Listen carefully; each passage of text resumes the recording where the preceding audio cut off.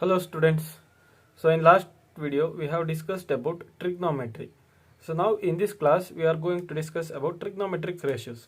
This and all you have studied in last classes that are in your 9th standard classes. So how many trigonometric functions are there? So there are 6 trigonometric functions are there. So first one is sine, second one is cosine, third one is tangent, fourth one is cotangent, fifth one is secant, and last one is cosecant. So what does sine can be defined as? Sine is equal to perpendicular by hypotenuse. Cosine can be defined as base dividing by hypotenuse. So similarly, tangent can be defined as perpendicular dividing by base. Cotangent can be written as base dividing by perpendicular. Similarly, secant can be written as hypotenuse dividing by base, and cosecant can be written as hypotenuse dividing by perpendicular. So just recall what you have studied in your last classes. So using these trigonometric ratios, we are going to define relation. So relations between different trigonometrical ratios.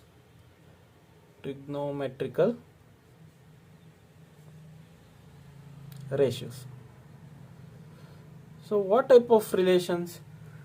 So just observe the trigonometric ratios here. First, let us assume, so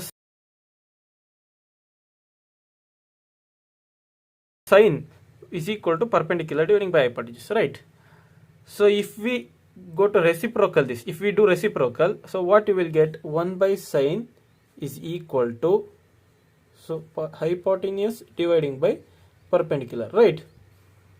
So just observe the value of cosecant. What cosecant will be? Cosecant will be hypotenuse dividing by perpendicular. So what will be the value? Hypotenuse dividing by perpendicular. So that can be written as cosecant, right? So then cosecant can be written as 1 dividing by sine. Is it right? So these type of relations we are going to define. So using trigonometric, 6 trigonometric ratios. So first thing is, so reciprocal relations.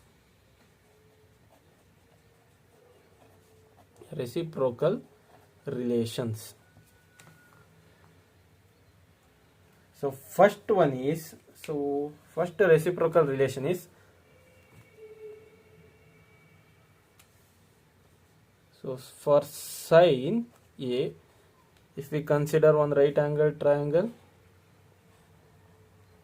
so if ABC, so B is 90 degree, ABC is a right angle triangle, so angle A is called as theta, then we are, so just assume, so sine A can be written as perpendicular dividing by hypotenuse, right? So cosecant can be written as, cosecant A can be written as hypotenuse dividing by perpendicular. So sine and cosines are reciprocal to each other. So if we reciprocal sine, we will get cosecant. If we reciprocal cosecant, we will get sine. So that wise, so we can say that, so sine A and cosecant A are reciprocal to each other.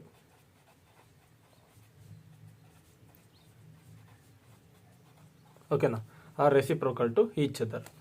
So now what we can write is, the relation what we can write is, so sine A will be equal to 1 dividing by cosecant A, or we can also write it as cosecant A is equal to 1 dividing by sine A. Got it? So similarly, if you observe cosine and secant, so observe cosine and secant. So what is cosine? Says that base dividing by hypotenuse.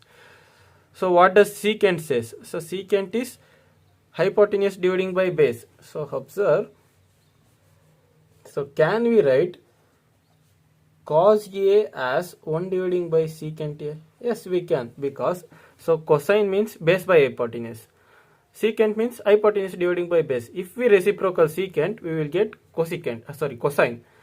If we reciprocal cosine, we get secant. So that wise cos A can be written as 1 by secant A, or we can also write secant A as 1 dividing by cos A.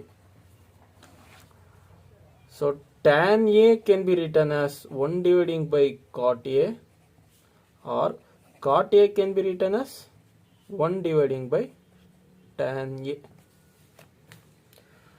So these 6 relations you need to remember. So if we go for next, we will get as quotient relations. So what is quotient relation?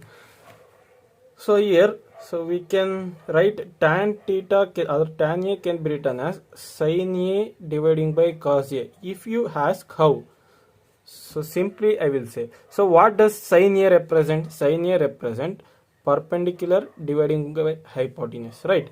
What does cos A represent? Cos A represent base dividing by hypotenuse. So here in denominator, hypotenuse and hypotenuse get cancelled.